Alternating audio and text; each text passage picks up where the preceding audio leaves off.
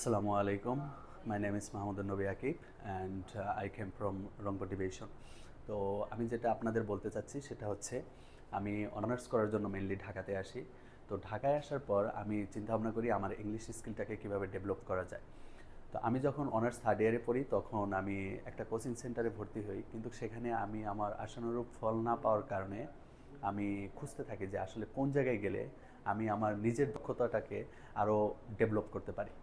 তো সেই সময় আমি খোঁজ পাই হারুন স্যারকে, এবং আমি হারুন স্যারের কাছে তখন শুরু করি আমার ইংলিশ জার্নি। তো আমার যেই জায়গায় সমস্যাগুলো ছিল হারুন স্যার সেখানে নিজের হাতে ধরে আমার বেসিকের যে সমস্যা এগুলো সব কিছু সমাধান করে দেয়।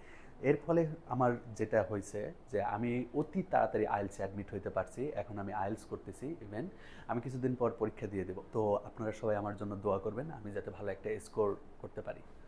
আমি তো এখানে আসছি, এখন আপনি কেন আসবেন? তা আমি একটা জিনিস যেটা রিয়েলাইজ করছি, যদি আপনি এখানে আসেন সেটা হচ্ছে আপনি যতই দুর্বল হন না কেন আপনি এখান থেকে ফুল যে কথা বলার দক্ষতাটা সেটা আপনি শিখতে পারবেন যদি আপনার ভিতর ডেডিকেশন থাকে।